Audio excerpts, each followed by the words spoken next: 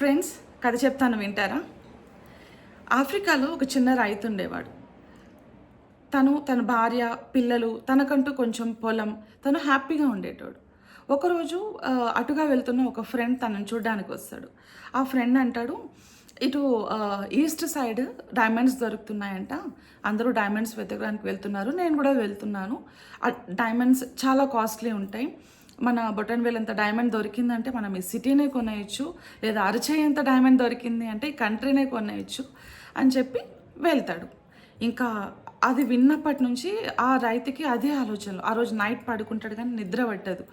అదే ఆలోచిస్తుంటాడు. మరుసటి రోజు తన డైలీ రొటీన్ చేస్తుంటాడు, పొలంకి వెళ్ళి పని చేస్తుంటాడు. కానీ ఇంకా అదే ఆలోచన, మనకు కూడా డైమండ్స్ దొరుకుతాయేమో, వెళ్ళాలి అని చెప్పి ఆలోచించి కొన్ని రోజులకి తను ఏం చేస్తాడంటే తన పొలం అమ్మేసి భార్య పిల్లలకి ఎంత కావాలో కొంచెం ఇచ్చి సెట్ చేసి తను వెతకడం స్టార్ట్ చేసుకుంటూ ఈస్ట్ సైడ్ వెళ్ళడం స్టార్ట్ చేస్తాడు.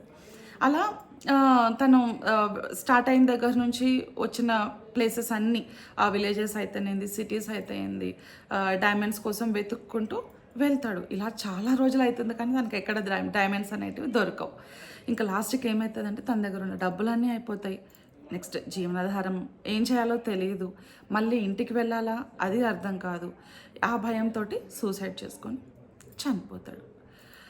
ఇంకా అటు చూస్తే తన పొలం ఎవరైతే కొనుక్కున్నారో ఆ పొలము, ఆ ఇంట్లో ఉన్న రైతు చాలా హ్యాపీగా ఉంటాడు. ఆ పొలంలో మధ్యలో నుంచే ఒక నది ప్రవహిస్తూ ఉంటుంది. తన దగ్గర ఉన్న గుర్రాలను తీసుకొని పోయి ఒకరోజు నీళ్ళు తాపిస్తూ ఉంటాడు. గుర్రం నీళ్ళు తాగుతున్నప్పుడు సూర్యకాంతి పడి ఏదో మెరిసినట్టు తనకి మెరుస్తూ కనిపిస్తుంది. ఏంటి అంటే తీసి చూసి అది ఒక రాయి ఉంటుంది. అది బాగుంది కదా అని చెప్పి ఇంటికి తీసుకెళ్ళి పెడతాడు. మళ్ళీ ఆ ఫ్రెండ్ అటుగా వెళ్తూ మళ్ళీ వస్తాడు. వచ్చి చూస్తే హాల్లో ఒకటి వజ్రం మెరుస్తూ కనిపిస్తుంది. అరే వచ్చాడా నా ఫ్రెండ్, దొరికాయా వజ్రాలు అని చెప్పి అడుగుతాడు. వెంటనే ఇంట్లో వాళ్ళు, ఎవరండి మీరు, ఇది మా ఇల్లు, మీరు చెప్తున్న వ్యక్తి ఇప్పుడు లేరు ఇక్కడ, మాకు అమ్మేశారు ఇల్లు పొలము అంతా అని చెప్తాడు. అవునా, ఇది రాయి ఇది మీరు రాయి అనుకుంటున్నారా? కాదు, ఇది వజ్రం అండి, ఎక్కడ దొరికింది మీకు అంటే ఇట్లా పొలంలోనే నీళ్ళలో కనబడ్డది అని చెప్తే సరే చూద్దాం రండి అని చెప్పి అందరూ వెళ్తారు. వెళ్ళి చూస్తే ఆ నదిలో చాలా వజ్రాలు, ఇంకా కనిపించినంత దూరం వజ్రాలే ఉంటాయి. అవన్నీ తీసుకుంటారు, పరీక్ష చేపిస్తారు. చూస్తే నిజంగానే వజ్రాలు అవి. సో అప్పటి నుంచి ఇంకా రైతు చాలా హ్యాపీగా బతికాడు. సో ఈ కథ ద్వారా మనం తెలుసుకోవాల్సింది ఏంటి అంటే, ఫస్ట్ థింగ్ మన దగ్గర ఏముంది అనేది మనం తెలుసుకోవాలి, మన క్యాపబిలిటీస్ ఏంటి అనేది మనం తెలుసుకోవాలి.